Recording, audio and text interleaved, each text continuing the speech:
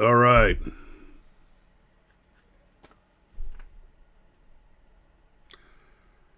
I'm not sure what happened there. My computer completely froze. Even the mouse didn't work. I mean, even the off switch didn't work. I literally had to kill the power strip to reboot the computer. Ah, technology. Do do do do do.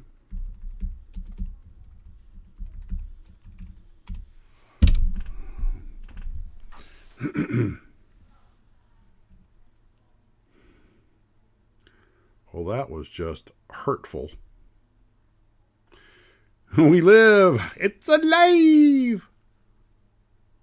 Nope, guys, it was on my end. My computer completely froze. I mean, as in, like, the mouse died, had the power switch died. I've never had that happen before.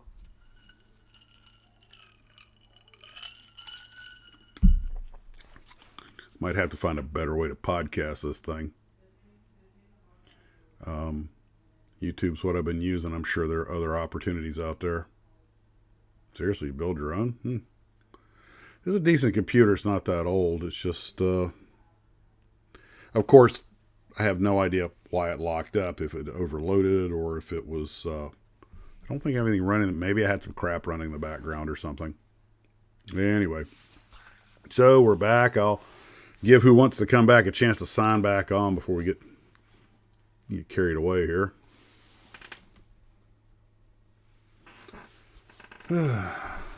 Clean up the little image here.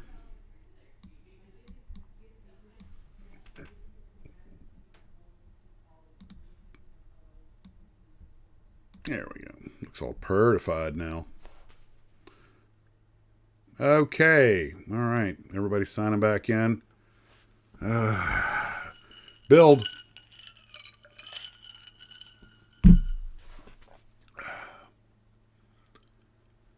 A couple of guys have already heard me say this a couple of times, but my computer locked up. I mean, solid. Couldn't use the mouse. The off switch didn't work. I had to kill the power strip. So that's a total reboot. Hopefully it killed whatever was running in the background. I don't know why the NSA keeps trying to shut down my little channel, but I'm not giving away any state secrets this time.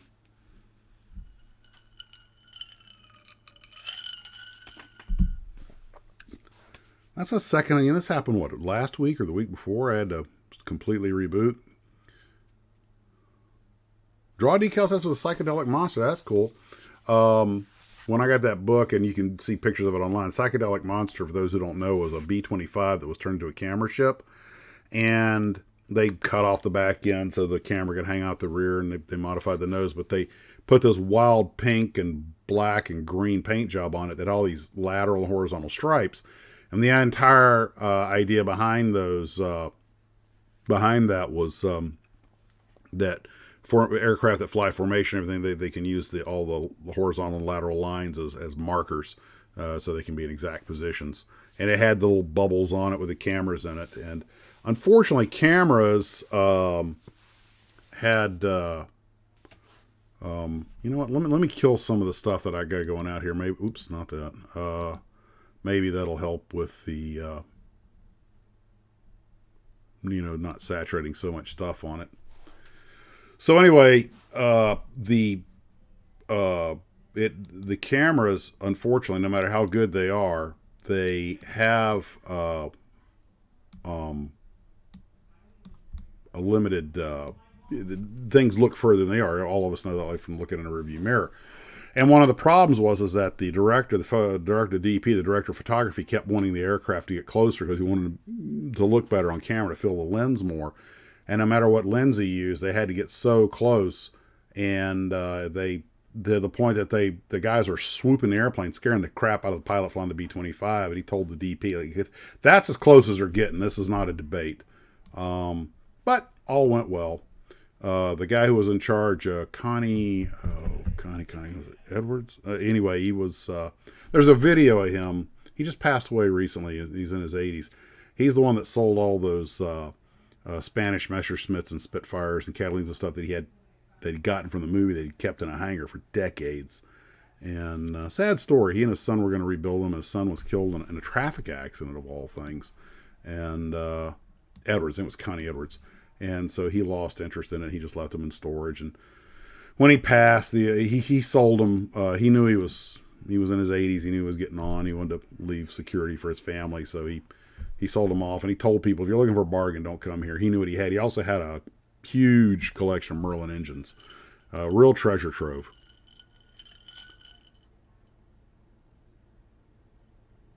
Well, thanks, Claire. I appreciate that. But thanks to the way he ran things and the professionalism of the Spanish pilots, all of the Hankels were flown by Spanish pilots. A lot of the Messerschmitts were, the Bouchons, and Spitfires were all flown by the Hollywood pilots. And some of them actually were RAF pilots who flew in that vintage squadron. But, oh, thanks, Trace. I appreciate that. Yeah, that's probably the last time I'm going to rig a 1/72nd scale airplane unless I get some special tools. Of course, then again, practice stuff make perfect. Maybe I should keep doing it. Just so bloody time consuming. Now, somebody on the live stream today was a little disappointed because we never really got around to talking about spacecraft. So I thought I'd pull a couple out, and this lunar module is the one that I leave on the shelf by my bed under this thing. And this is one of those football displays, and sometimes I drift off the night with just a little light on it, and in my mind I'm walking on the moon with Neil and Buzz. And I built this years ago. It's a really old build. I look at it now, I can see how crude it is, but it just I think one reason I like having it by my bed is not only because I like going to sleep just thinking about this. I'm a space kid. I grew up with all this stuff, but also because I built this model a long time ago, so there's a little nostalgia to it, personal nostalgia.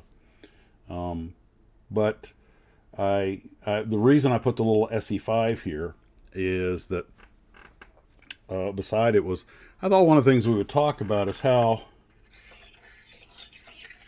we got from biplanes to the moon in 50 years. I mean, almost exactly. Figure that airplane was flying in 1918 and they were walking on the moon in 1969. So it just amazes me that we could get even the advances in computer technology pale in comparison to how fast and how far we went between the teens and the 60s. By 1970, we had just accomplished so much, and I look at the rigging on that SE5. Think about the airplanes, and as you guys probably aware, the rigging was there to provide structure, rigidity, because the Cobain struts weren't strong enough. Although on the Fokkers they were. Fokkers, if you notice, like the D7, especially the DR1 triplane, had very little or no rigging at all because they finally figured out how to make the structure strong enough. But there was, at the time, it was high drag, but it was a lightweight way to make the airplane keep from falling apart. No parachutes, no armor plate. The thing was bathed in nitric dope, which is basically a form of rocket fuel. And holy smokes. And, good Lord, we are so spoiled by comparison. Not to mention it's about minus 30 degrees at 15,000 feet. I used to skydive, and we get up around 11,000 feet in the helicopter. And one of our biggest concerns, especially in wintertime skydiving, was you had to make sure you kept your hands warm because you had to be able to operate your... we didn't use... some of the older rigs did use ripcords. We used hand-thrown pilot chutes. But the last thing you need was numb fingers, and you're back there reaching for your pilot chute, and you can't feel anything. But it still astonishes me to this day that we got from that to that. My great aunt and both my grandmothers were alive when the Wright brothers flew, and they all saw Neil and Buzz walk on the moon. That's a lot of change to see in a lifetime. By the way, I had mentioned earlier I wasn't sure if McCudden actually had the red spinner on the prop, And somebody suggested, well, why don't you go ahead and get some black and white pictures taken? So, okay. Is this it? Nope. Did I not? Oh, there we go. Here we go. This is my little model in black and white photos and slightly retouched, because this looks like the photos of the actual airplane, except he had a G on the side of it, and he had a band painted around the tail. A little fun with photography. Of course, now when I zoom in, I can see all the imperfections. It's the only reason I hate taking pictures of them. You blow up a little model to, bigger than life size and see all the errors, but it's kind of a little fun with photography. Oh, thanks, Gavin. Now I got to chug my drink. Build. Somebody just hand me a straw.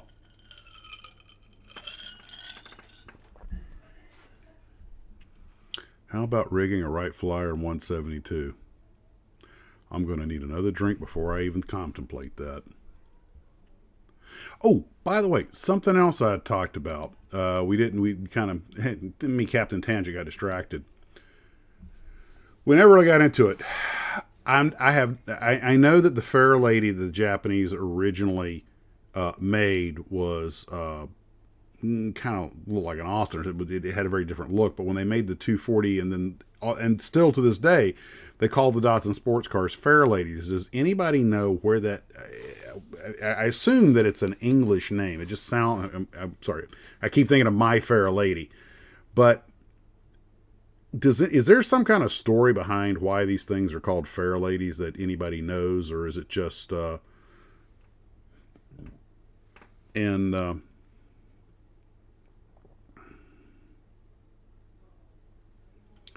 Gotta admit, though, my brother's 240 was a pretty hot little car up to about 70 miles an hour. It could pretty much beat anything off the line. It just topped out low. Not bad for a 2.4 liter, if I remember correctly. And I'm not sure, but it might have been a single overhead cam.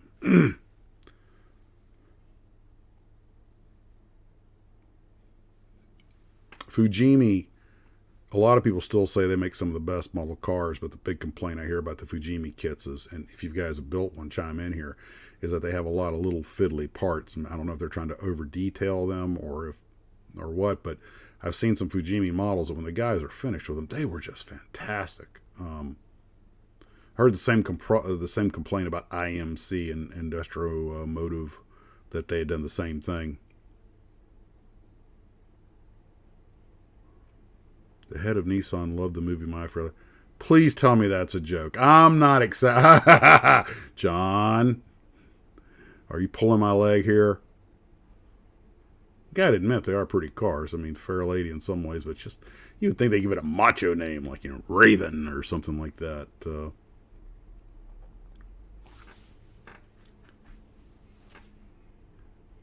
Wow, okay, no, several of you chime in. Named Fair Lady came from the Nissan president singing My Fair Lady play. Well, son of a gun. Okay, I'm a believer, as the monkeys would say. Da, da, da, da, da, da, da. Well, fine then. Fair Lady it shall be. It shall be Fair Lady. It shall be Fair Lady. Fair Lady it shall be. Well, what do you know? He saw the play in New York in 62. Well, okay, I have been educated. Consider me schooled. Build. Okay, well, that brings us to another one then, talking about real stories. As you guys know, I'm sure a lot of you guys recognize Harley Earl, and you all know who he is. Anything that came out of the design studio, GM had his stamp of approval on it. Well, as I said earlier in the day, Chuck Jordan did catch a peek of the car. Oh, I should bring up TDs so I say it right, because I know I'm going to get my years mixed up. But Tom Daniel did tell me that it was true that he caught a peek, I believe, of Chrysler's designs through a fence. Oh gosh, there's a whole bunch of emails you guys sent me that since started this thing. Let's see. Ding, ding, ding, ding, ding, ding, ding, ding, ding. Where's Tom Daniel? TD, TD, TD. Probably already went past it. Oh, there it is. Okay. No, that's something else.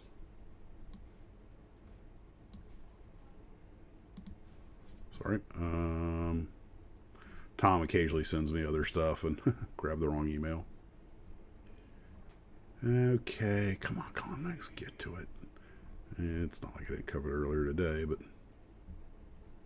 there it is. Question on car designers. Okay, and I'm just going to read this. Oh, by the way, while I'm at it, I'm going to throw up another picture here. This is Bill Mitchell, because he's going to factor into this story. So, yes, I heard the story about Chuck Jordan seeing the 55 Chrysler prototypes parked in the open, behind a chain link fence in Detroit. As far as I know, it is accurate and true. At that time, Harley Earl was still head of GM styling and had his imprint on virtually every vehicle design in the GM lineup. The actual design changes occurred between Mitchell and Jordan while Earl was on vacation in Europe on vacation.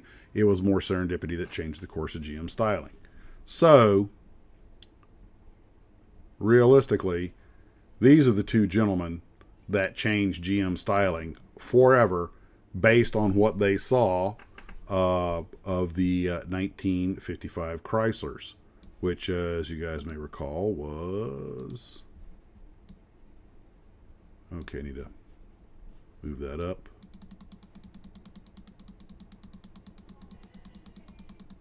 Click away. There we go. Build.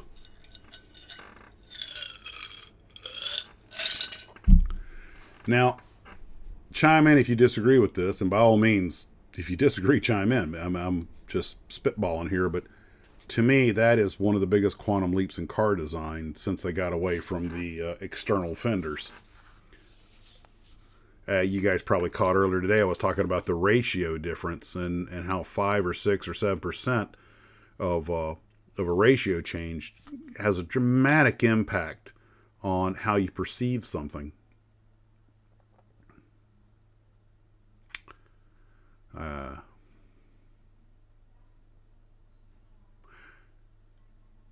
These guys, you know, it's kind of like, in some ways, as model builders, these guys pretty much it built a lot of our childhoods because a lot of us built models. But, I mean, guys like Abe Chikes and Joe Giammarino and Reeder and Besser and all these guys, are Aurora and Lou Glazer, you know, Revell, Aurora, Monogram. They really help shape our childhoods. But these guys help shape America. I mean, when you get right down to it, what more than a car really defines the look of America? We're not a car country, we're the car country. So just trying to move something up here.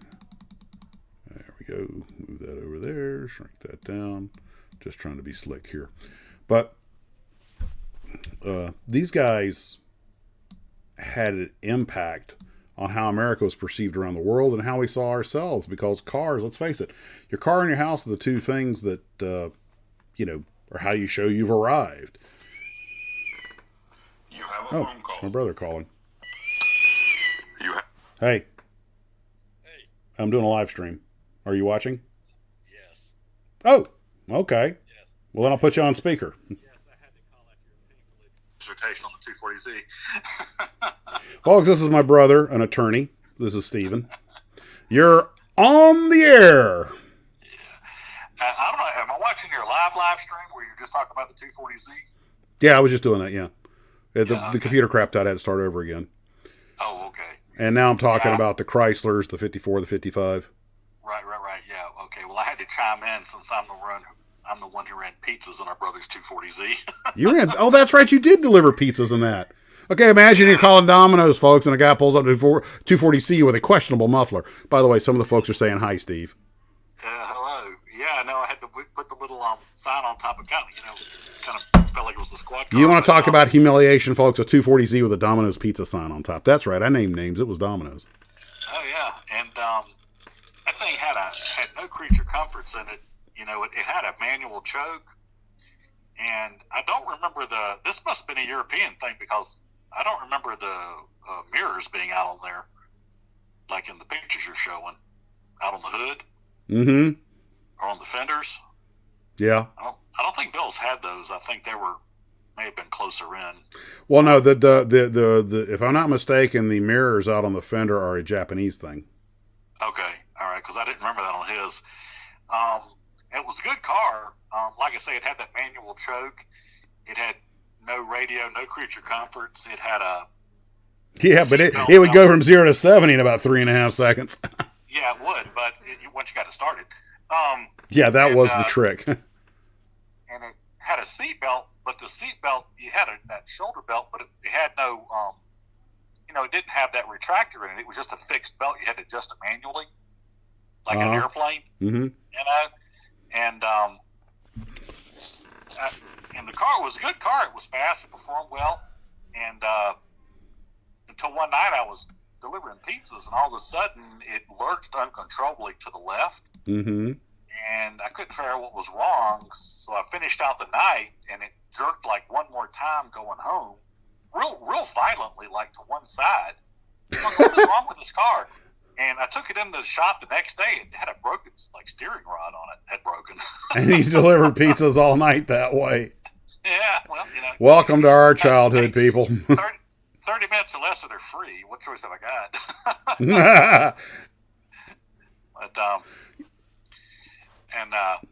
But it did run well. It was a very simple vehicle, and it did have good performance. I mean, it was very basic. Had a rough ride, and he later, I think, he had a 280Z, I think, which was a little more refined. Oh, that's right. He did have two of them. That's right. I forgot about the other one. Yeah, did he wreck one? I remember he wrecked his Granada years ago. Oh, that was a Granada. That was no loss to car, society. I think his 280 got injured one time, and the 260 was the one that kind of had the crappy fuel injection or something in it. It had more mechanical problems. Yeah, it actually did. The 240 actually ran better. It's ironic the older car was the one you could rely on. 260s, I understand, never really had a good reputation. Yeah, well, yeah, but I mean, like I said, for the fourth time, the 240 rate was liable because it was very basic. But it was a neat little car, and as a matter of fact,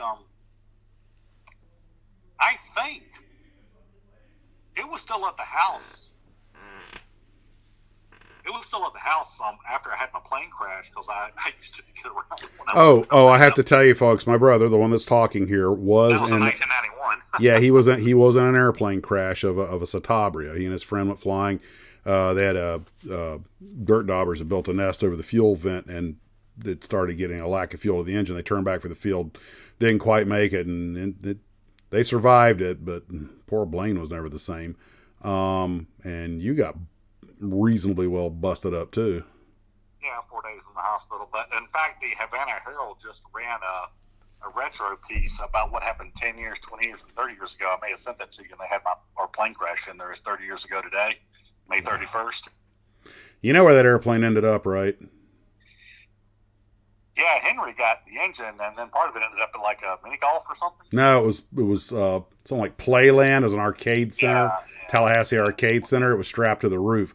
I almost wrecked my car because I'm driving. I hadn't been to Tallahassee in a long time, and I'm driving through Tallahassee, and I see that the remainder of that airplane strapped to the roof, like how people like to make like a joke how it crashed into the building, and there's the firewall back strapped to the building like it rammed in there. And I'm like, did I just? And he had that Polish flag on the tail, so it's not like you could mistake it for another airplane. Yeah, but I'm gonna have to get off the phone here in a minute. But I just want to remind you something else about the cars. They got me thinking of our old friend Chris at TCC, who had the 1966 Monaco. You remember that thing? The boat. Yeah, he called it the USS Monaco. Mm-hmm. You could play tennis in the back seat. Christ, you could play volleyball on the hood. Yeah. Well, I'm going to have to get off the phone, but I just wanted to call after I saw you. That reminded me of my experiences in the 240. Well, thanks for calling in. Since this isn't Oh, yeah. Zoom and I can't do multiple players, this is about as close as I can get to having somebody visit during the live, doing an interview during the live stream. All right, we'll give my best there, all your viewers.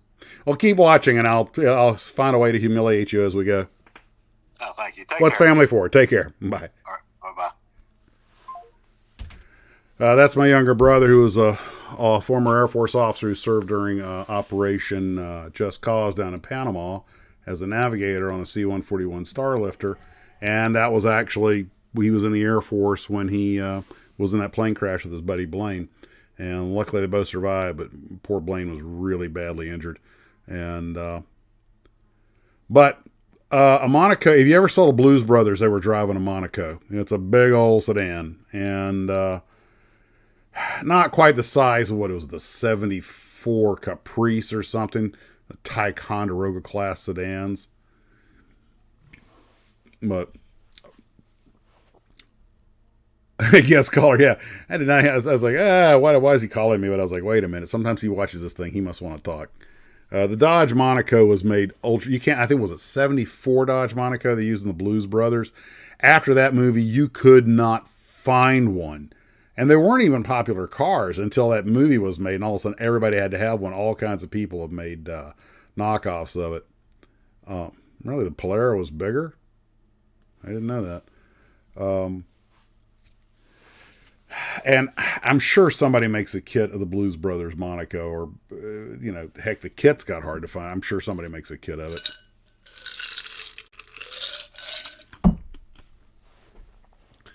It's funny. And my first car was a 64 Polara, which is a hand-me-down from my grandmother, which I told you about, guys, about, and built a model of. But I haven't told you guys about our 67 Cadillac Calais. Now, you want to talk about a car with a float-o-matic suspension? My dad had always promised my mom a Cadillac, and it was just sort of a joke. They were married in 51, I think.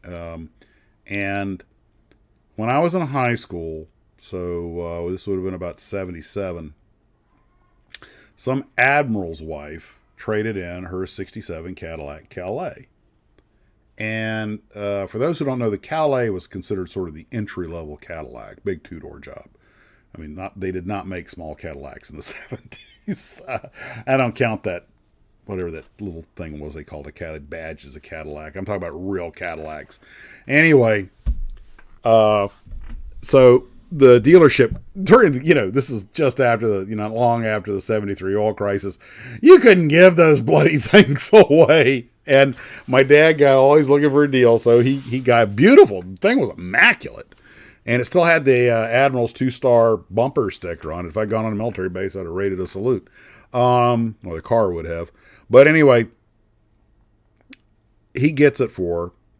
And it was actually a little too big for my mom. And given that she spent most of her life driving a Catalina station wagon, that's saying something. She didn't really like it that much, so he let me drive it. Now, you got to envision, this is 16-year-old Max. God, I wish I'd taken a picture of this thing. Going to James A. Shanks High School in Quincy, Florida, in a 65 Cadillac Calais, beige. And now, there are some stories related to that car, but I was in ROTC at the time, and a lot of guys on the drill team, and how can I tell the story without getting canceled?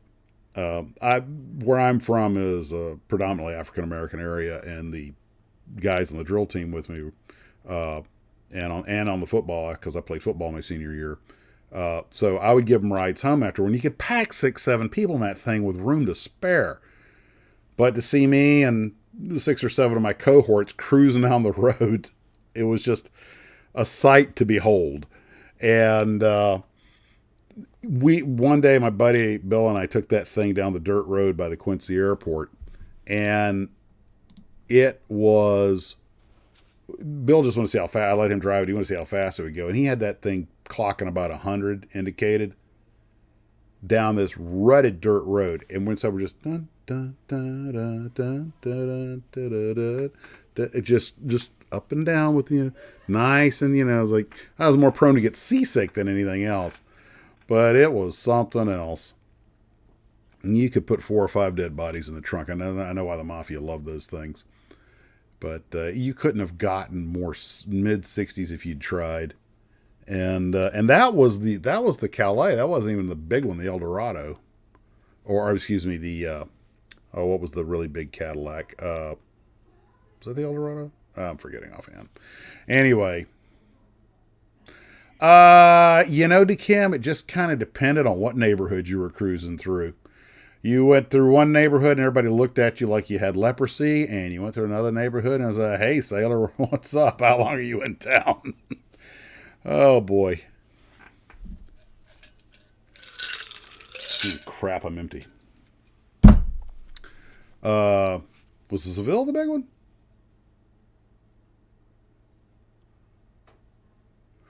Friend of mine, the same one I made the stagecoach for, Wild Bill, had a 63 Cadillac Fleetwood, a 63.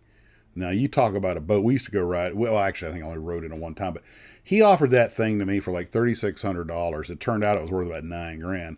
I was unemployed at the time. Oh, I think I was working a minimum wage job. I just got out of the army. I hadn't had any money to buy it. I knew this is one of those times that, I wish I'd bought it then. I knew I was letting an opportunity get away from me, but I just didn't have the money and there was no way I could raise it. And he wound up getting about $9,000 for it. And it was all original, including the paint. And the paint had blemishes, but it was original. There is no Cadillac now. I don't know what they are now.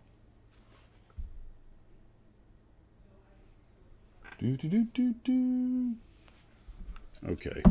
I have to go refill. So I am going to just put something up here, let you guys talk amongst yourselves for 5 minutes while I run and get myself a reload of petrol. I'll be right back. And yes, I love the Lincolns with suicide doors. In fact, there was one of my high school cars was a beat up old 68 T-Bird, but it was the 2-door. And there was somebody in town that had the 4-door with the suicide doors. And everybody talked about how dangerous they were. Like, I don't care. They look cool.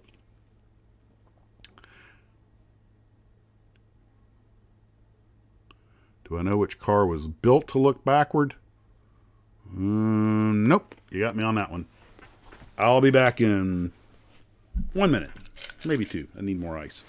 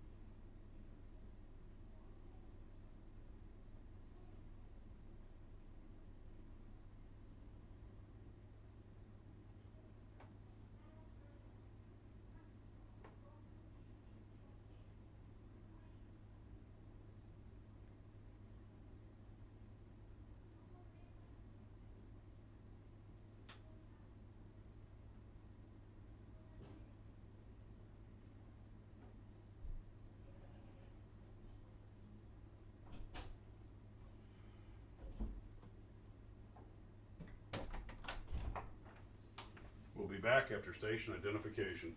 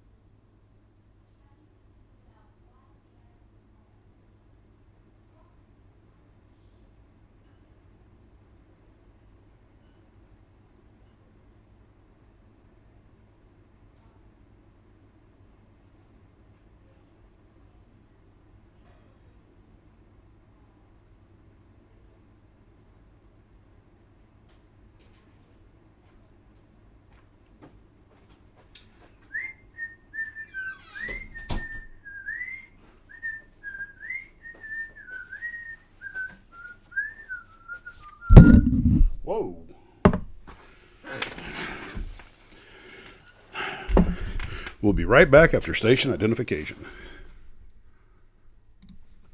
Oops, that's the wrong button. Hit the other button, Max. There we go. Hey, I'm back. All right. I didn't mean to put that there. Sorry. Not bragging. I dare you to dare me to do a shot. Come on. I dare you to dare me. I dare you. Double dog dare you. The dreaded triple dog dare. Oh, that led to the Scott Farkas affair. Ooh.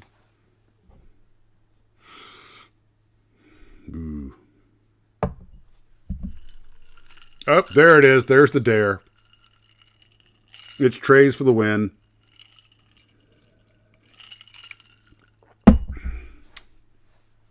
Oh, John said build.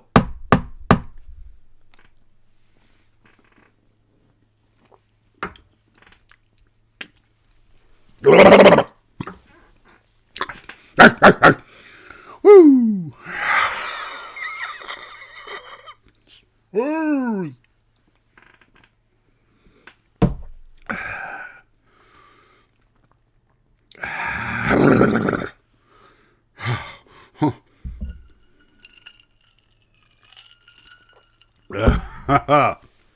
Ooh. I forgot to bring a chaser. Ja, mein Herr, mein wir Eckenwalk.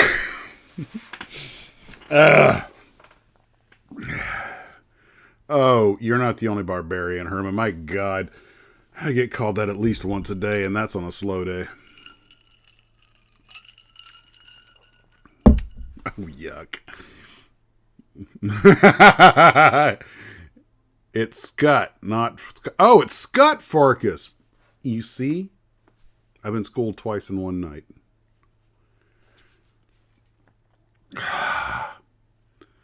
All right. Somebody tell me what you want to talk about. What would you guys like to speak about? Cars? Oh, you know what? I think I am going to do the catering for the car build. That'll get me off my butt and get working on that thing. I might do two. I might do the Caterham and the Johan, because I still have not built a Johan model car, and that Packard might be a good one. So I might do two cars when we do the car build, but that probably won't be finished until Christmas, because I like to give people lots of time.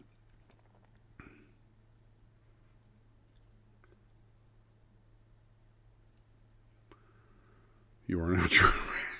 This is my anti-COVID medication. You might have it, but you won't feel it. Yeah, I'll do the Caterham. And now, my plan with the Caterham is, I have watched some videos on making it. Beautiful. My God, the detail's insane. I am going to do it as a Prisoner-inspired build, but I'm not going to try to make the Prisoner car, because there are some differences, obviously, between the Caterham and the Lotus. I'm not going to put the shoulder straps in it, because I don't think the Lotus had those, at least not in the show, and the Caterham does. I'm like, yeah, I don't, there are a couple of little things you can do that will give it more of that look just by leaving some of the newer equipment off.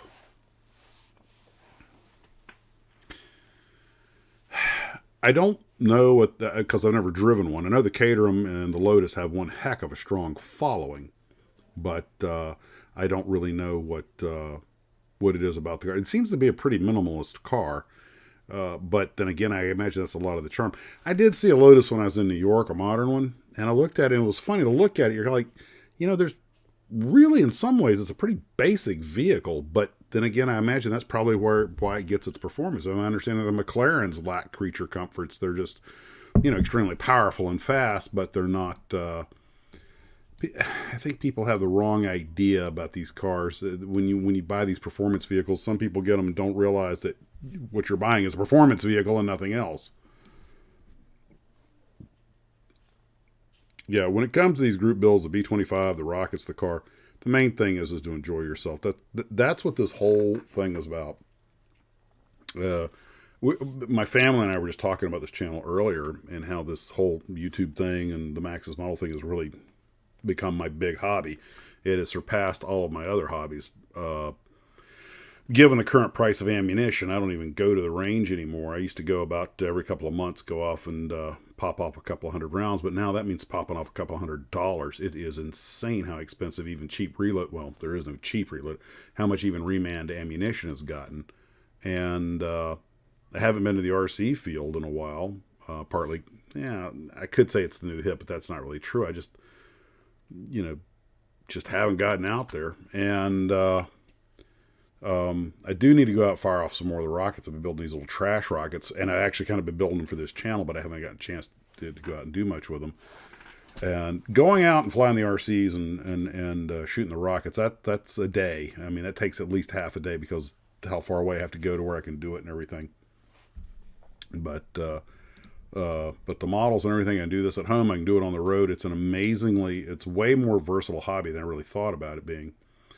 But and I enjoy it. It's nice just to sit at home, work on these things, and everybody has that level they like to build to. And some of you guys should have your stuff in museums. I mean, the quality of the builds is outstanding.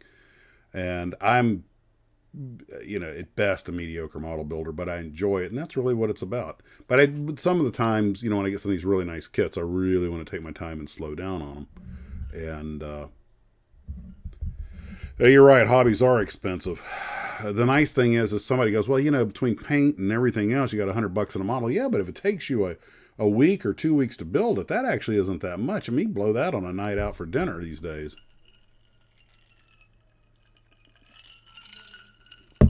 Oh, thanks to Cam. I appreciate that. True enough, John. Yeah, I have two brothers-in-laws who are both into the racing thing, and the money they spend doing it is it's up there with owning an airplane.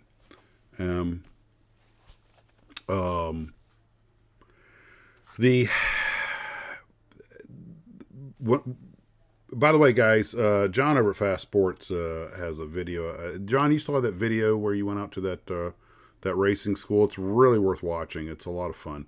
It's very well done. And my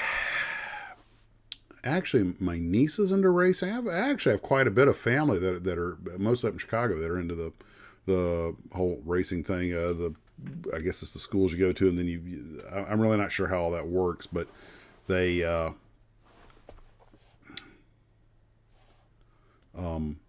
but they really enjoy it. They come back with a lot of memories and a lot of stories and everything, and have a great time, and that's what it's about. And in a lot of cases, I know they're just challenging their own time. I was kind of funny. I was watching was that an old rerun of Top Gear or something, I think, where they have the actors, the celebrities come in and run the track, and it wasn't James May, it was the other one, the big guy who's wonderfully snarky. He was they had Rowan Atkinson, Mr. Bean, and Blackadder, who is a car guy, by the way. A lot of people don't know that. And he actually he went out and they took the cheap car race, and he wound up at the top of the board. He beat everybody, and he was amazingly humble about it. And Clarkson, yes, thank you, Clarkson, Jeremy Clarkson. And but old Rowan Atkinson had the best time of any of them, and Helen Mirren had a really good time.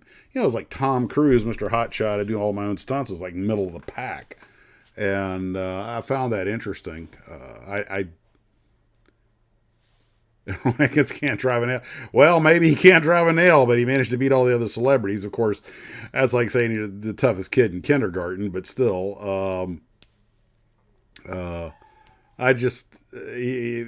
to his credit, he was amazingly humble about the whole thing. I actually listened to Rowan Atkinson give a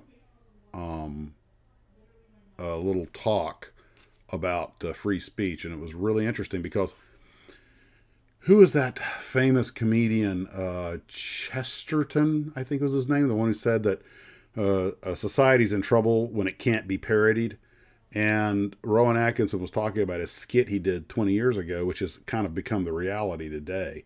And some of the things people were getting in trouble for. I'm like, my gosh. But, God. Okay. He wrote off an F1 and a Bugatti. My God. The man is a menace. I didn't know that. A McLaren is F1 is a very hot sports car. Let's start. I've been drinking. I feel like starting some crap. What for all you car guys out here? You ready? Get on your keyboards. Warm up. What's the hotter car, McLaren F1 or the Bugatti Veyron? Let the war begin. Flame on. Glue Troopers modeling the GTMS. Oh my god, I am so stealing that. Just like I stole this. Oh, click. I love that. How to fix any Thomas Kincaid painting. What I found, I shouldn't be surprised because my wife is an artist. I said, hey, she's talking about this guy, Thomas Kincaid. He makes these. She goes, I know who Thomas Kincaid is. Like, okay, because I didn't. But I don't know. I just find that I just think that's a hilarious. I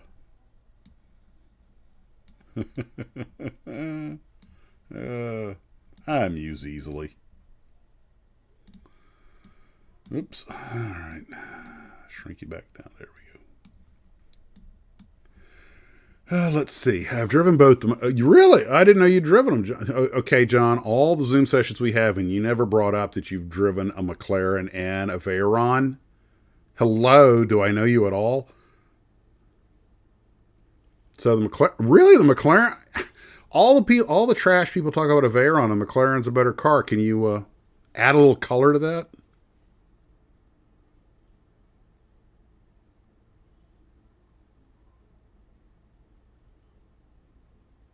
I wasn't told it was a gift. Yeah, Kukazilla gave that to me. I just think it's awesome. You guys know I'm a kaiju fan, especially guys the big G. You know, it's funny. The things that terrified you as a child become your friends when you're older. Except for Cujo. He kind of did the reverse. But that's another story. I should hope so, Bill. I should hope so. I told you, after the third one, I get fun. If anybody's interested, I'm not saying what this is. It could be iced tea for all you know, but my preferred bourbon is Maker's Mark. That's all I'll say about. That's all I'll have to say about that. Really? Well, this is interesting because people talk about, oh, the Bugatti Veyron is the fastest thing, blah, blah, blah, blah, blah, you know. You're shattering my worldview of cars I'll never own. How can I go on?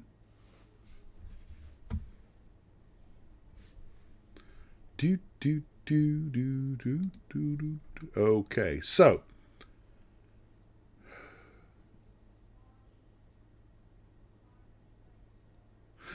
you know, you guys remember what happened to Jay Leno and the Hemi Under Glass? Did you guys see that?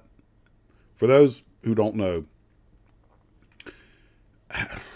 good Lord, how do I keep this without making a 5-minute speech? There is a guy named, I believe his name is Riddle, who made this car and he put a Hemi in the back. And it's a hatchback with a glass hatchback. Was it a Barracuda or something? And he calls it Hemi Under Glass because the engine's in the back under the rear glass window and you can see it. And it was one of those interesting 1,200 horsepower you can't use Bugatti. Okay, so they don't have proper power delivery. Okay, I can see that. But anyway, he would do these car shows where he, you know, like pop a wheel and go flying down. He had the little trailers in the back with little trailing wheels in the back that keep the thing from flipping over backwards.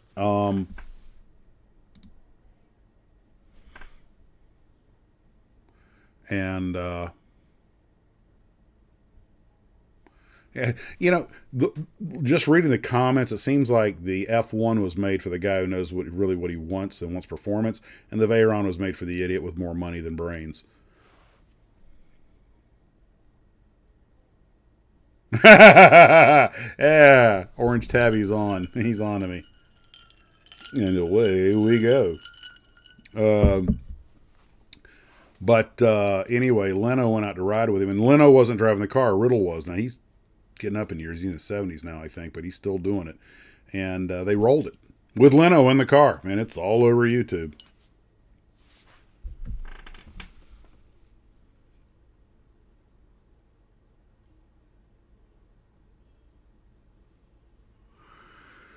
I'm not going to read it. I'll let you read it. But I think what Bill said is essentially on the right track.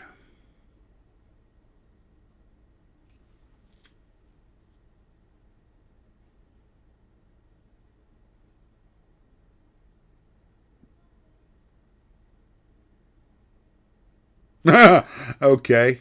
John makes a good point. Um,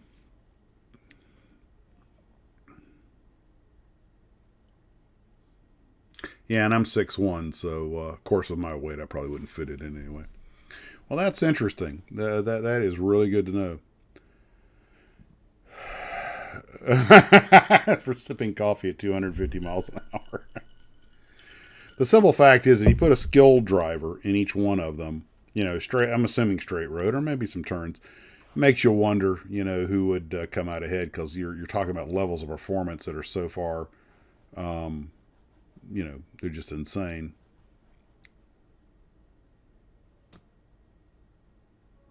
God, the tires cost more than my house.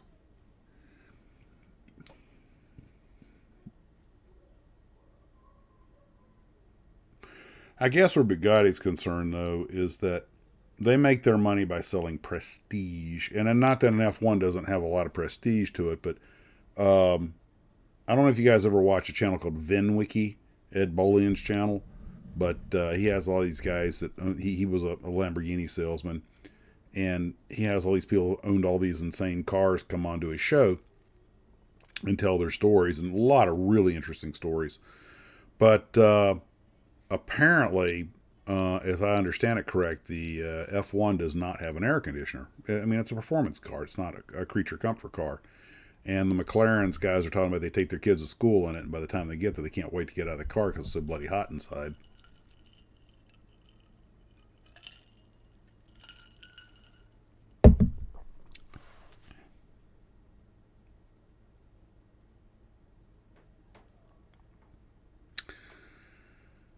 The first time I broke a car, something that Imano said about the Aspen just reminded me of something. When an Aspen was Ambassador. But I don't know if you guys remember the AMC Ambassador, and I'm going to remind you, we're going back to the late 60s here. But the first time I broke a car, it was an Ambassador, and I was about 7 years old. And I jumped in the passenger seat of my grandfather's Ambassador. And, of course, you have the rear view mirrors. Well, it didn't dawn on me, because I assume there's a mirror on each side, so the mirror on the left side's for the driver, and the mirror on the right side's for the passenger, right? A perfectly logical conclusion for a 7-year-old to make. So I just said, oh, and I just adjusted it. Well, this was long before the day of, little gears and stuff that you actually had to take a screwdriver and adjust the mirror manually and tighten it back down in those days. Hey, Wayne. And, shrewd negotiator. There you go. He's got some fans. I knew somebody on here was familiar with VinWiki. Anyway, so when I did that, I did not, oh my God, I managed to really screw things up. They had to come out with a toolbox and readjust the mirror. And when they did, and I have no idea what possessed me. Did I mention I was 7 years old? I just adjusted it again. No one took the time to explain to me that it wasn't my mirror. It was for the driver. It would have made all the difference. But this is the 60s. You didn't explain things to children. You just told them what to do.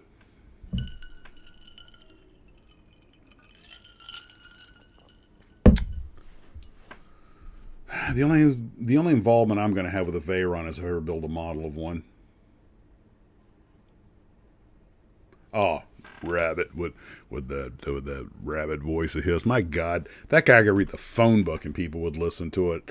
He's right up there with Morgan Freeman for having a voice that you just cannot help not listen to. But can't help but listen to. But his stories, and I seriously doubt they're embellished. He's got his own channel now and his own studio and stuff set up. He's become a bit of a thing, and he's just a character to listen to. But that Chevy that's sitting behind, it was a 55, 56 Chevy behind him. That's like an $80,000 car. These guys are operating a level I can't touch. Oh,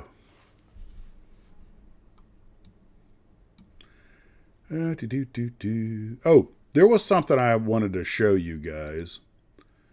I took this on a walk around. This is a picture. Now, this is for the guys who build model jets, especially airliners.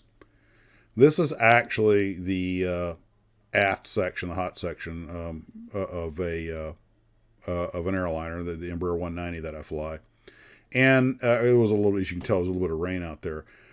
But I was actually thinking about you guys when I took this picture, because I was walking around. I was thinking, everybody, when it comes time to build their jet engine, their model airliner, or whatever.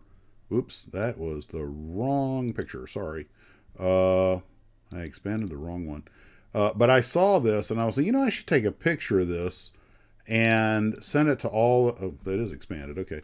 And get it for all the guys who build model airliners. That is actually what the cone on the back of a jet airliner engine looks like up close and personal. That might be a little too much to detail. They don't look like that when they're new. These airplanes definitely have some mileage on them. But a tried and true airliner is going to have that multicolored look to it. And I just thought I would show you guys that to give you something that people, they often get wrong when they build model airliners, and unless it's a factory fresh airplane. So if anybody's building one and wants to add a little detail to it, you can screen grab that. Just a little something for those who are interested.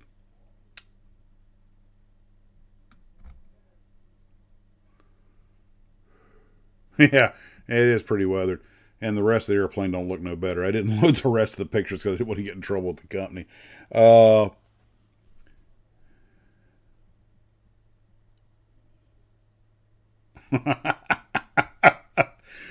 my God.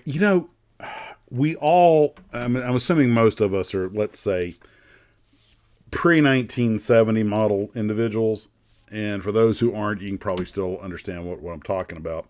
There was a certain basic mechanics to machinery, planes, tanks, cars, you name it, that, I don't know, sometime in the 70s when they started putting computers in cars, everything started to shift. That, the shade tree mechanic just kind of became a dinosaur. And I understand that I get it, it's progress. And oops, wrong one. Not that one. Come on. Good Lord. Okay, where is it? Oh, it doesn't matter. Anyway, back to my point. There was an understanding that any kid who had a certain level of experience could, fix the family car. Everything was genuinely mechanical. And I now fly an airplane where every single switch that I throw or input I make to the controls goes to a computer that examines my request and then decides whether or not to grant it. And then the magic happens. There's very little direct control. Even the lights, if I throw on a light switch, like the logo lights on the tail or the navigation lights on the wingtips, and that all goes to the CMC, and it makes the determination whether or not I should be allowed to do what I'm asking. I'm essentially asking a computer for permission. I'm saying, this is what I want to happen. And I understand that there is an efficiency that comes from having a machine constantly monitor every input and output to operate at maximum efficiency. I get it. And in the long run, it does save a lot of money. But and this is just the old man I'm talking, the lack of connectivity with what's actually going on, the fact that I'm not directly connected, there's a certain, I don't want to use the phrase lack of humanity, but I think it actually does apply, that I'm asking permission. I'm not giving a command. I'm asking permission from a machine, and machines were made to service. And I get it. The machine has safeties built in to make sure you don't do something stupid. And in the long run, that's probably a good thing. Of course, someone could make the argument they've replaced pilot error with automation error. But the operative word is still error. But, that's just the world we live in. I think that's one of the reasons a lot of us like old cars. We understand what's going on under the hood.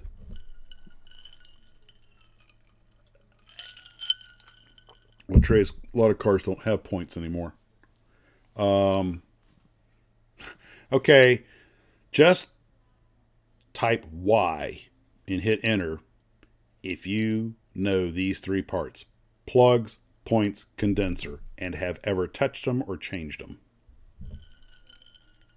I'll wait.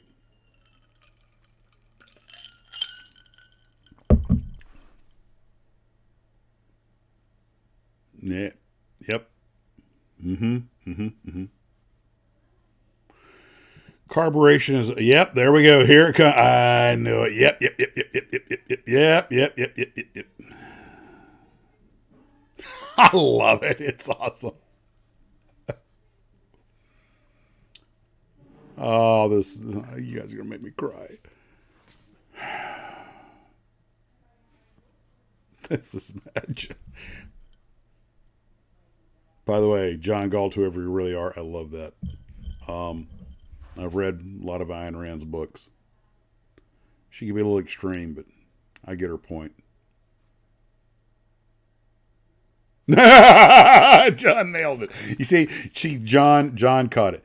Yes, which is why modern ignition systems are so great. That is true. The new systems are really great. Flying the airplane that I fly, what I've learned is we have two aircraft types in our fleet, the Embraers and the Airbuses. Now, Airbus, I've push started a few cars. I've never actually cranked one.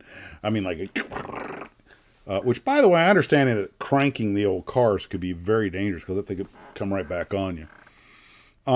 There's a reason we got rid of those old systems. But the problem is not the new technology. When done properly, the new technology is genuinely great. And the problem is the execution of the new technology. Let me add a little flourish to that.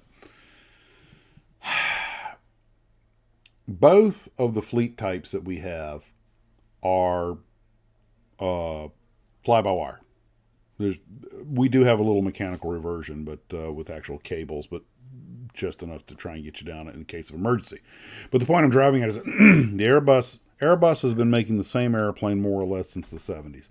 They have got it ironed out. Now, their systems, by modern standards, are considered a little primitive in their construction. They're bigger and heavier than they need to be, but the French and the Europeans have something that works, and they don't want to change what works.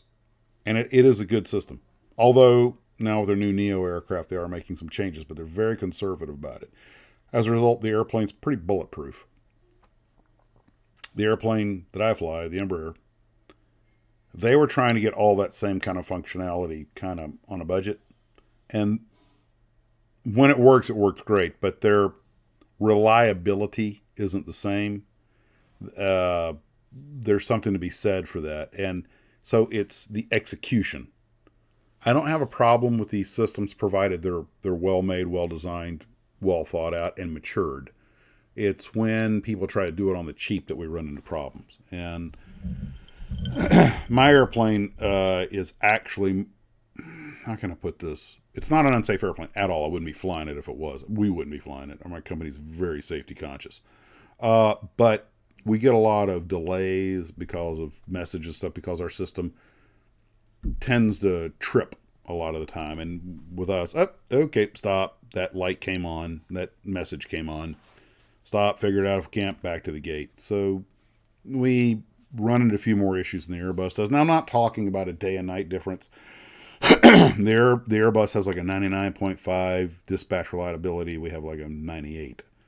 But that means we have 3 times as many problems as they do. Neither one of us has a lot, and normally the flight goes off okay. But when it's just like I was talking earlier about these ratios, how just a few percent makes a lot of difference in the way things are perceived. The same thing happens with just a small percentage change in dispatch reliability. And if you have an airplane that is 6% or 1% less reliable than another one, it seems like a Hangar Queen, even though really it isn't. I mean, it's just, kind of like the difference I talked about before with there's only a 5% difference in any of these triangles and a 6.5% difference in these two individuals. But it's extremely noticeable. And it isn't really that big of a deal in some regards, but the perception by the end user is quite significant. And so that's all I'm driving at. The new technology is better than the old stuff. The airplane I flew before this, the Canadair Regional Jet, is a magnificent airplane. Really good airplane. The technology is considerably older, and the newer CRJs that have come out have the kind of equipment we have now. But the older ones, though, had actual manual starting engines. I mean, you had to sit there with your hand on the throttle. You had to hit the start button. All it did was provide air to spool the engine. And you had to physically, personally watch your gauges. You had to have the ITT, internal turbine temperature, had to be less than 120 degrees. You had to have at least 20% N2 rotation, and you had to see some N1 rotation. And it would just sit there and do that all day until you introduced the fuel. Once it got there, then you would pull the trigger on the throttle, push it past the gate. That would introduce the fuel.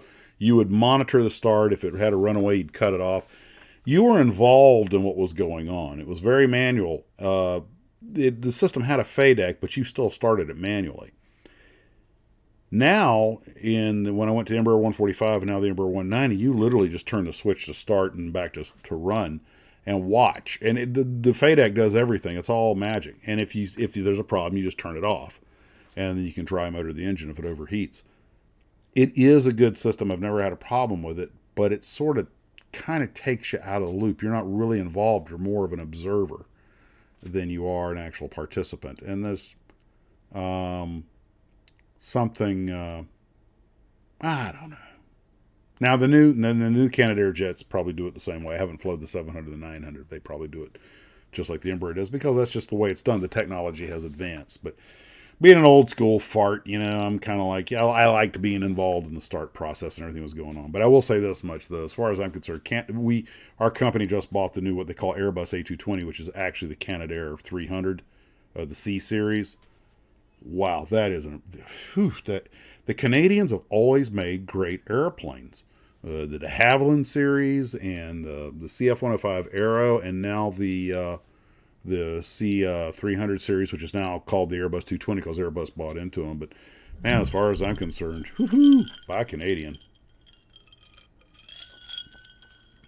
And given the train wreck that Boeing has made out of itself in the past few years, there's even talk about the 300 version or the long version of the C300. It's actually going to be a legitimate competitor to the 737 and the Airbus A320, which is one of the reasons I think Airbus got involved with them.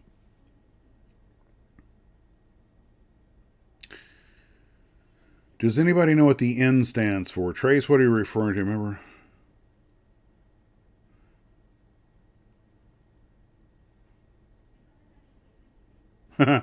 I did not know that, Trace. It's interesting.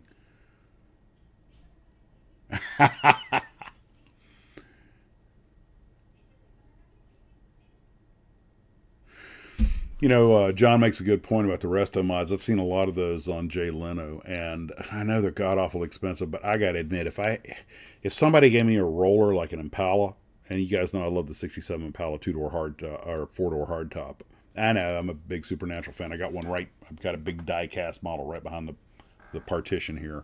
I thought about dragging it out, but it's covered in glass, and I almost wrecked my nightstand trying to get this thing out. Almost busted up my lunar module. Anyway, if somebody said what kind of engine you could drop it in Impala, it's like an L2.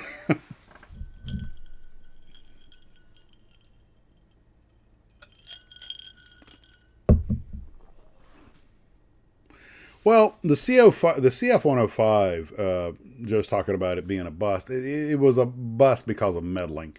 Had Diefenbacher, however you say his name, if he had, Okay, I don't want to offend any of my Canadian friends, but I think most of them will agree. If Diefenbacher had stood up to Eisenhower and said, "No, we're building the airplane," then it would not have been a bust. I've said this before, and I'm just going to reiterate this again. And of course, I'm not the all-knowing. This is just my read on it.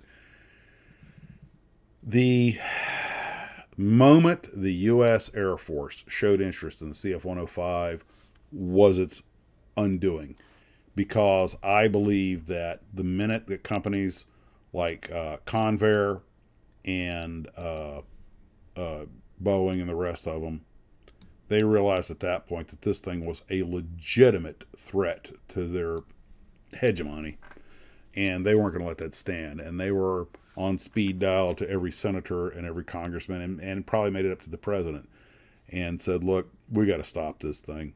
And when the American Air Force is interested in it, it's a threat. And it's ironic that Eisenhower would be the one to do this, because he was the one that didn't trust the military-industrial complex. So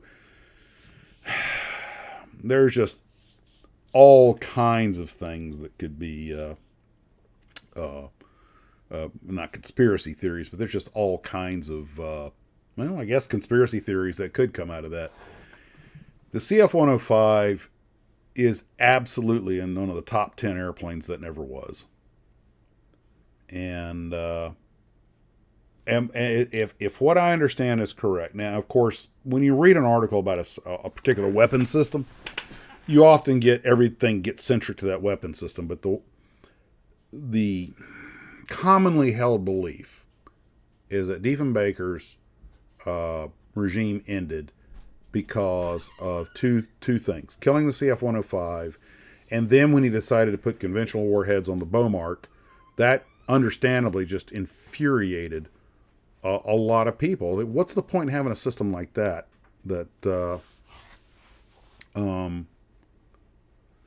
if you're going to put a warhead in it that doesn't do the job?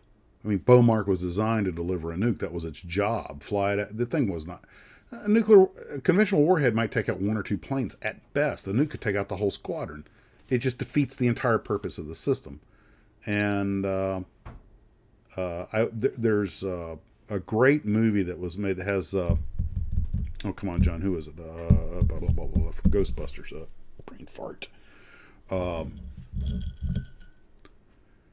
About the CF-105, and it gets into a lot of the politics that was behind it. It was a Canadian production, and they definitely know their own history very well, because it brought up a lot of points that have gotten past a lot of people.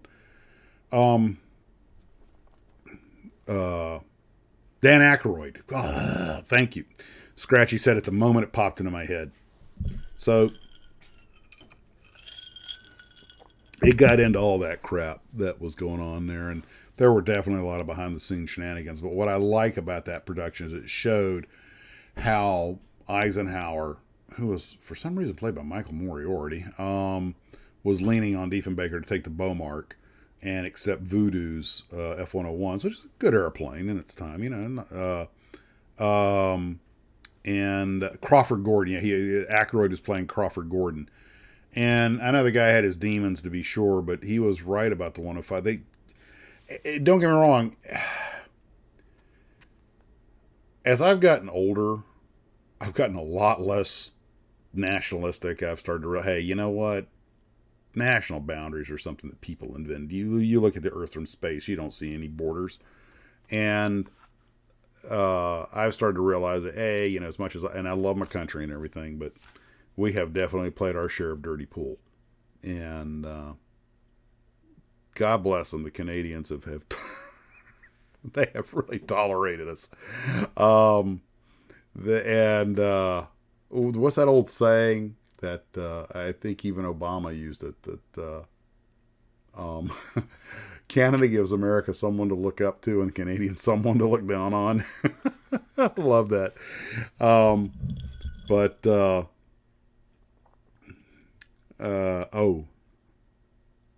It's not Ghostbusters. The great one from Ghostbusters is the great line from Ghostbusters is when they get kicked out of the college, and and Aykroyd is talking to Bill Murray, and he says, he goes, University was great. They gave us money and resources, and we didn't have to produce anything. You don't know what it's like on the outside. I've been in the private sector. They expect results.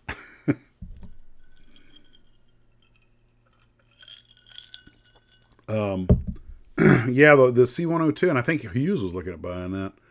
Howard Hughes was looking at buying 2 aircraft that could have helped out Canada and Britain. He looked at that early airliner. It was the 102 or the 100, and then the Korean War broke out, and they didn't have the manufacturing capacity to make them. Another one was he was looking at the Bristol Britannia and the turboprop, and but he wanted 60 of them, I think it was, and there was no way a small company like Bristol could meet his production demands because he needed them all within a year or two. And it's a shame because those were 2 really interesting systems that could have gone a long way, but the Britannia did that big they did that big tour of America, got orders, and then couldn't fill them. It was really kind of sad. And yeah, but the 102 would have made a great little regional jet. And people don't realize the regional jet concept's been around a long time. That was kind of what the DC-9 and the French Caravelle were. And by the way, that's an airplane that doesn't get enough love. The French Caravelle, which was the first jet to have the engines mounted on the tail and proved that the concept would work, was essentially a regional jet. And I think it was United Airlines bought 20 of them. They actually broke into the U.S. market on a small scale. They used a cockpit section from the de Havilland Comet, which saved a lot of time and aerodynamic testing and stuff. And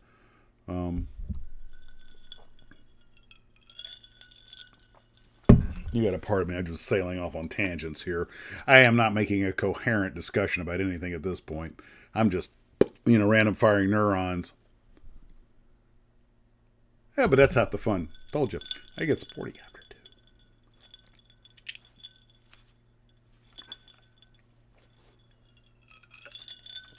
I just did that, didn't I? Oh, well.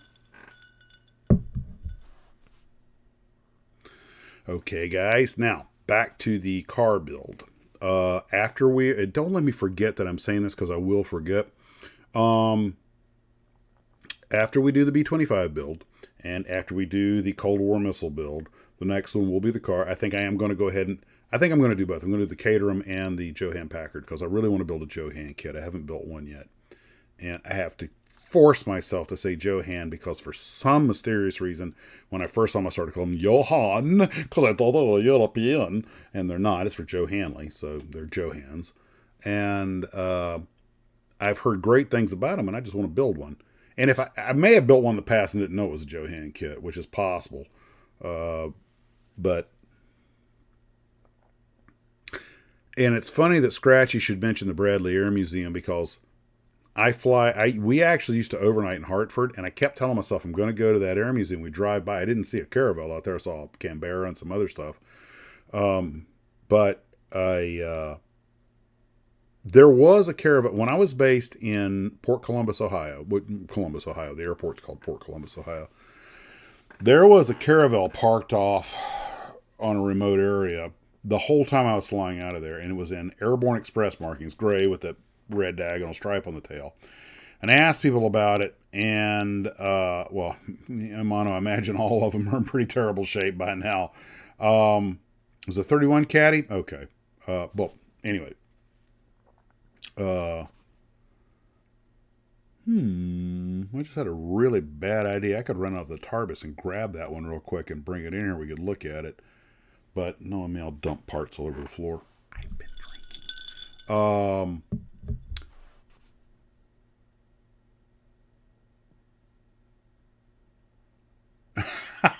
Okay, Lube, is that interesting? Well, Northern Man, keep a thought. Maybe after we do the car build in January, maybe we can make it an airliner build. As you guys have seen, airliners are still kind of my kryptonite.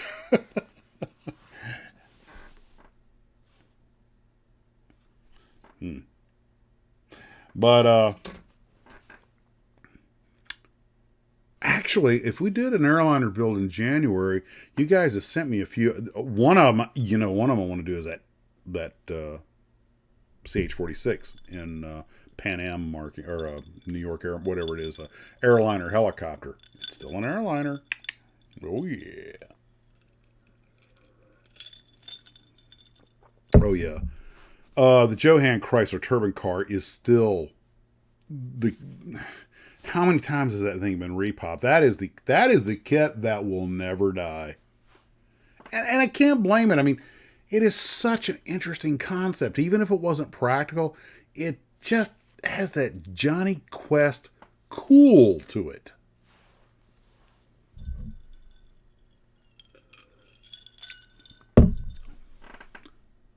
Okay, let's see here.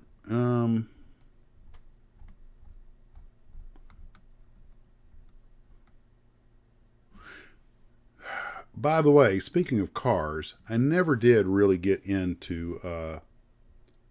We talked about it a little bit earlier today.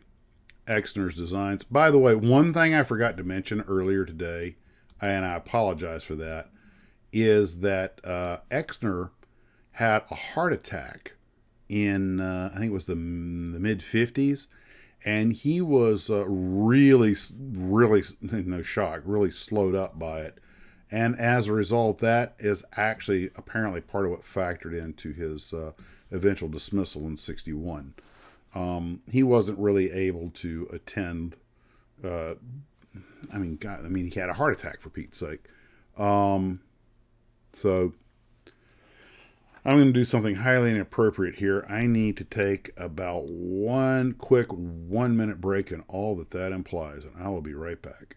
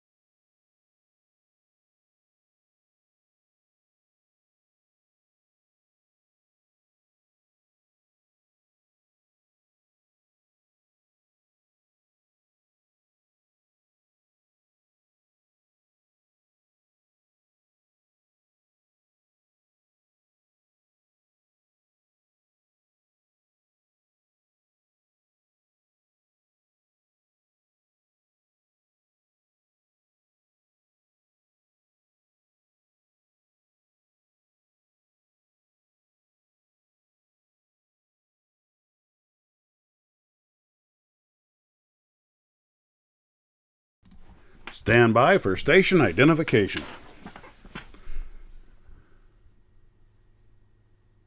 And we're back. Thank you, guys. Hey, Bruce. It is indeed.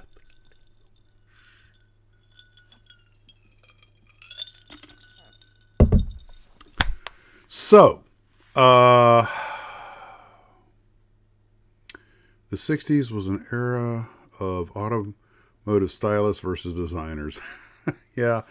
The funny thing is that a couple of folks have told me who are, in the know that cars like the 61 Dart, which is, as you guys know, is like my favorite car to rag on, with the frickin' 4 headlights and anyway. But actually, mechanically, they were very sound cars. It was just bad stuff. Worst year for sales. They say that's why Exner was fired, was because of the poor sales of the 61 series. But as I harped on earlier, is that, look, he got a last minute order to downsize everything because some exec had heard about, what GM was up to. And I'm like, good Lord. You would think they wouldn't make decisions that big on a whim, but they do. I kind of suspect they were looking to get rid of him anyway because he had really had to slow down after his heart attack, and that's sad.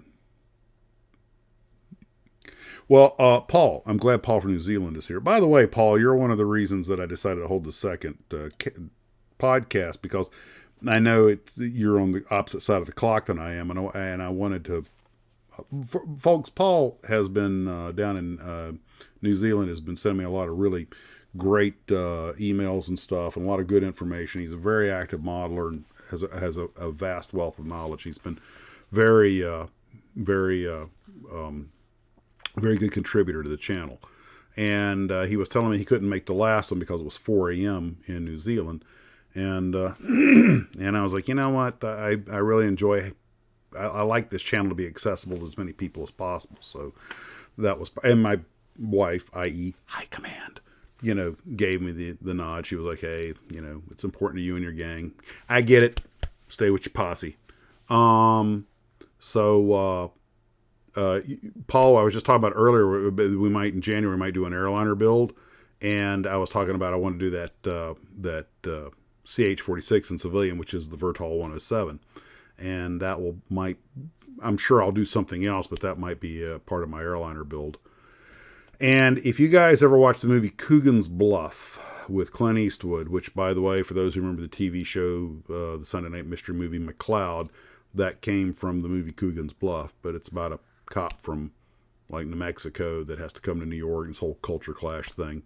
But you get the beginning and the end of that. They have some really good footage of the New York Airways 107s or CH-46s if you were in the Marine Corps, flying the New York Airways helicopter shuttle service onto the top of the Pan Am building.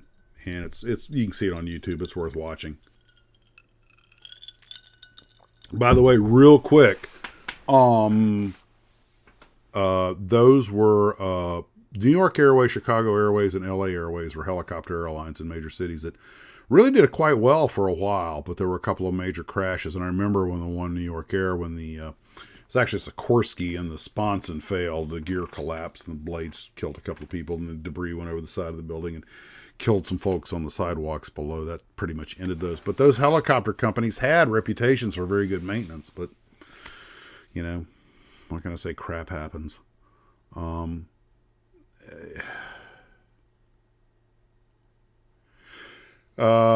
know what? You're right, John.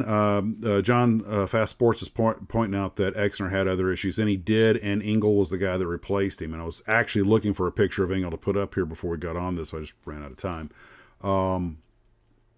I am not the most knowledgeable guy about this stuff. I've only been studying up on it lately because it's become such an interest now that I've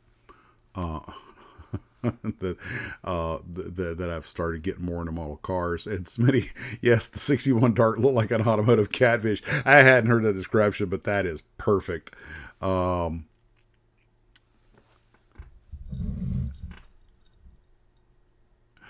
heard said that ginger ale is just a glass of vodka wasted. Hey John, if you want, no, never mind. I was going to say maybe we could Zoom after this, but it's going on 11 o'clock. And I think I'm pushing High Command's patience a little bit. Just a touch. I mentioned I've been drinking. Well, maybe if you want for a little while, just shoot me an email, let me know. because I'm saying these things, I'm whispering like somehow the rest of you aren't hearing all of this. You know, if you guys like at some point, yeah, for those of you who have Zoom, occasionally I, get around to doing a Zoom session with folks. If we might be able to work something out. If you guys just for some reason feel like doing a Zoom session, let me know. And depending on the schedule and everything else, and maybe you can work that out. I think it'd be, but I don't know. I kind of like the problem with this format is all I can do is read your comments. You guys can't really. Well, I don't know. I guess you can chime in at that, can't you? Yeah. Okay. This works.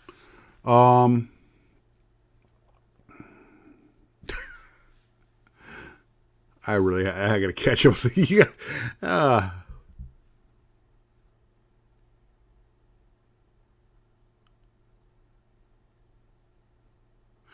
Okay, Don, since you brought that up, he's bringing up the Van Wyck. I fly into Kennedy a fair bit, and I think it was the Rockaway Parkway where an Eastern 727 sadly packed it in trying to get in, and it got a microburst.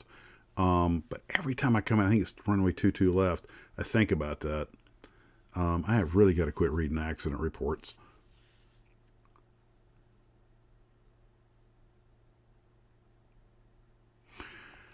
Now, a couple of you guys have been bringing up Barris.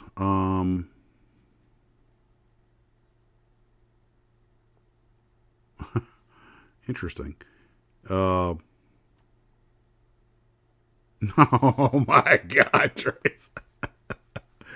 I spent enough time in Chinooks. I'll tell you what, it's the fastest helicopter we had, and it has become indispensable when they were in Afghanistan. The D models, they fixed a lot of problems. The old saying, never fly the A model of anything, and the Chinook kind of personified that. By the time I was in the Army, the D models were just coming online. We still had the C Charlie models, and it was kind of like the old radial engine. If it ain't leaking, it ain't got fluid.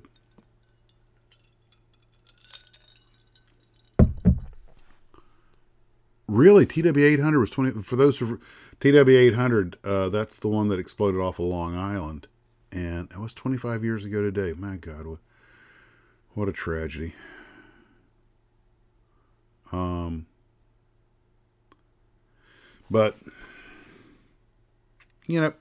as we go through life, we accumulate knowledge. But I want to paraphrase something my younger brother you saw earlier said, and I'm going to have to sign off here in a few minutes, guys. So.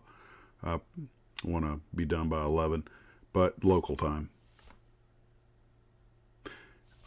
2 points. First off, John pointed out that Barris is full of it. Well, I'm going to tell you right now that I had the chance recently, and I actually have some pictures of him with Barris. I have had a chance to speak with somebody that got to know him and worked at both the model industry and the car industry, and who's a viewer of this channel, who's given me a lot of great information.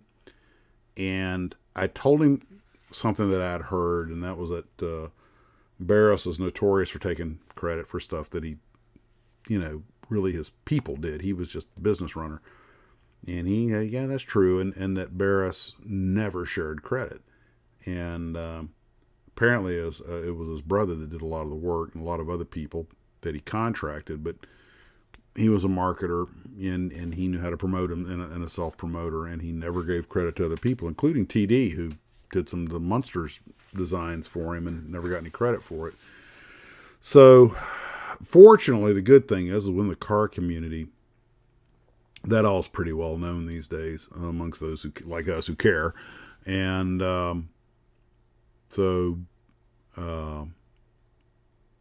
yeah, that was pretty much who the guy was. And he was also apparently quite the ladies' man, which to look at him you wouldn't think, but hey, that's the story. Well, Scratchy, just remember, you may be paranoid, but that doesn't mean they're not out to get you.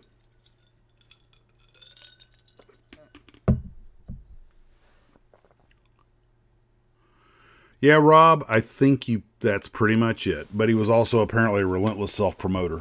And in that industry, you have to be. I did a little bit of acting. I was in From the Earth to the Moon and First Time Fell and a couple of other things. And, just extra stuff. But one thing you learn is that when you're in that industry, the thing you're marketing is yourself. And self-promotion is just part of the territory, which kind of explains the self-focused nature of people in the industry. Is what it is. Stories was short but not sweet. Well, one of the reasons I admire TD so much is not only because of the stuff he created that affected all of our lives, but also there's a picture of him taken in, I guess, the late 80s with Barris, and there was some kind of car show or something, and he was always professional around him, even though he knew he had gotten poorly handled. He just would sit next to him, not complain, just, a gentleman. And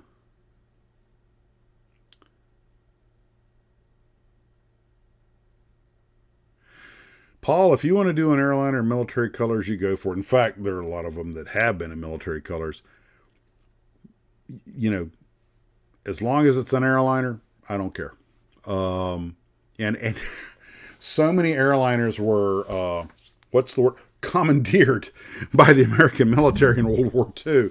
I mean, a lot of there's actually a film that I saw, and I'm sure it's out on YouTube somewhere, about the military basically commandeering all these American Airlines DC-3s, and you see the guy, the beautiful gleaming DC, and they just with a brush just slapping on the olive drab paint. I'm like, oh. So yeah, if you want to do it, if you want to do a military airliner, that's fine. Yeah, they certainly had plenty of them.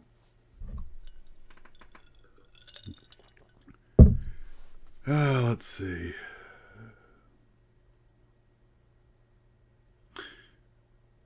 Scratchy, the voices in your head, as has been pointed out in lower comments, sometimes have good ideas. He is, John. He really is. TD's pro. And, there's an old saying that the character of a person isn't tested when things are good, but when they're bad. And if you can sit next to somebody who's done those kinds of things and just be the professional, you are the better man. And whether anybody knows or not, in this case we happen to know, but whether anybody knows it or not, you do, and that's what matters. If you're asking about the Heinkel 111, if you make an airliner version of the Heinkel 111, yeah. A lot of the Dornier 17 and the Heinkel 111 were thinly disguised as airliners before the war. I think the Dornier had 7 passenger seats and the Heinkel had like 11. I mean, it was clearly these were bombers in the making. But if you can make the airliner version, it works. Airliner's an airliner. As long as it was hauling people from point A to point B in commercial service, it's an airliner. Really? Well, go for it, Rob. That's great. I'm glad to hear that.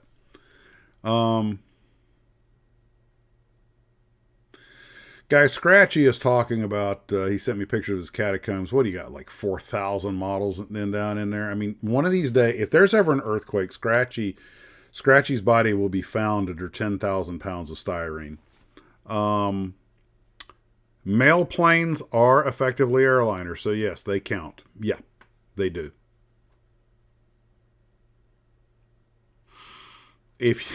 Well, you guys are really focusing on the Lufthansa and Spanish HE-111s. Go for it, man. It's still airliners. Airliners that were bombers disguised as airliners are still airliners. As long as it carried people or cargo from point A to point B, it is an airliner in commercial service. Even if it was government subsidized, we're really a military disguising ourselves as an airline. It was still hauling passengers. It was still an airline. There was a line, and it was in the air, and it flew it, and it carried cargo, people, or something for money from one point to another. It's an airliner. I don't keep real tight rules. I like everybody to have a good time, and if that's the way you want to go with it, go for it. Personally, I found the late 30s Lufthansa airplanes to be incredibly intriguing because they were that nexus between the war machine and the civilian airplane.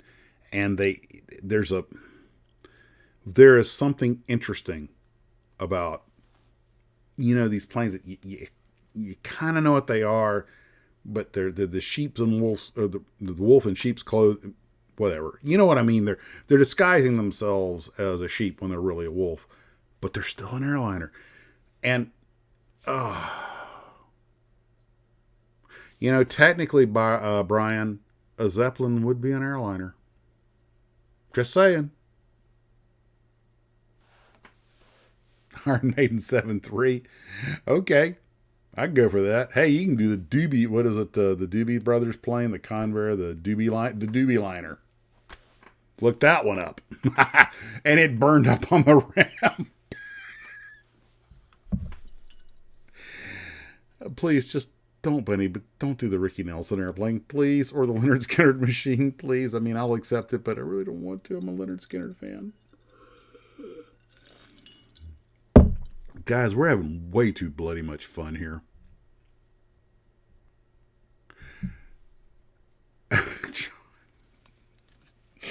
That is just so wrong. But you know what? Actually, when you get right down to John's talking about the Concorde as interceptor. If you get right down to it, there's no technical reason a Concorde could not have been redesigned into a bomber. Nope.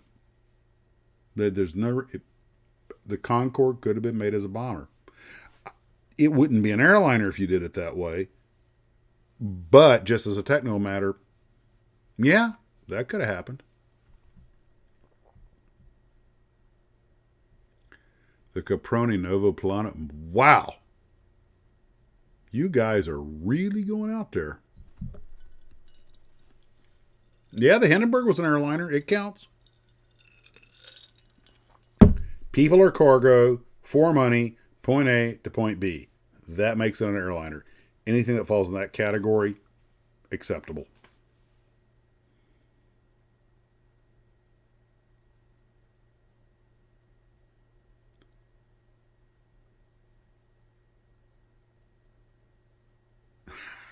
Well, John, by the way, guys, John here does John Clyburn does he does those magnificent Civil War dioramas and stuff, and does the flint napping. And John, real quick, can you explain what flint napping is? I understand it means like flint carving, but I didn't have a chance to look it up. But he made those beautiful arrowheads, and that arrow's going with the CF-105 arrow. My wife took the light colored one, and I got a suspicion that's going to wind up with one of her dolls. Oh, by the way, she was very impressed with your work, and he made me those stands. Now, oh my gosh, we're already past 11 o'clock. I'm in trouble. Well, screw it. In for a penny, in for a pound, right? Hey, cheers. Build.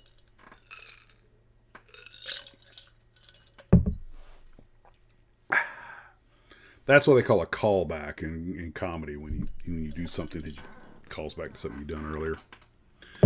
Hey, just real quick, are you guys having a good time? Because that's really all that matters. I don't care what we talk about as long as you guys are having a good time. Yeah, the Avro York would be a great one. Prost.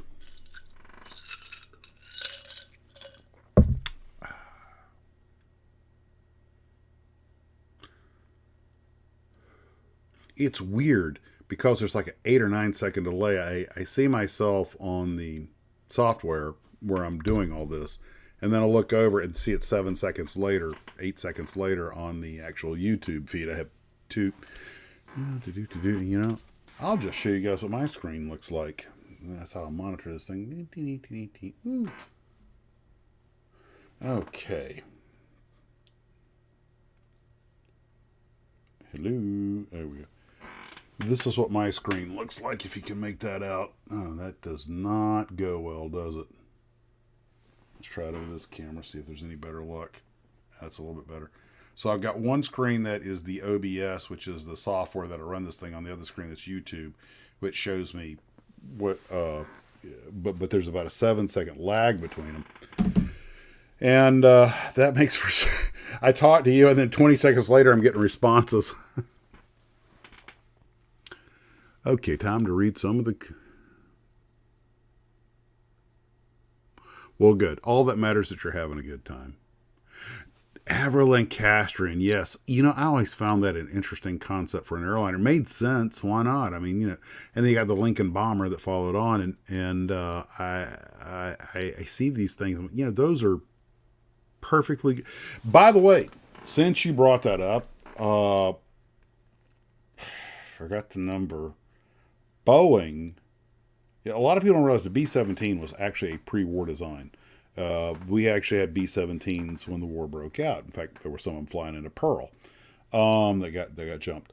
But was it 308 was the pressurized fuselage on the B-17 wings and tail. So, and I found a picture of my mom. I think she was at the Tallahassee airport before World War II, and there was a 308 taxiing in behind her. I was, holy crap! Really good photo too. And she's like, "Oh, it was just some airplanes." So bomber airliner overlap is an obvious thing. So it makes sense that after the war, the Lancaster would be turned into Lancastrian. It was a quick and dirty way to make an airline. So was the York. Basically, I think it used the Lancaster wings and engines. But really, you know, with the DC-4 and later the DC-6 coming out, and then the Constellation, you know, the American aviation industry was already well ahead. And there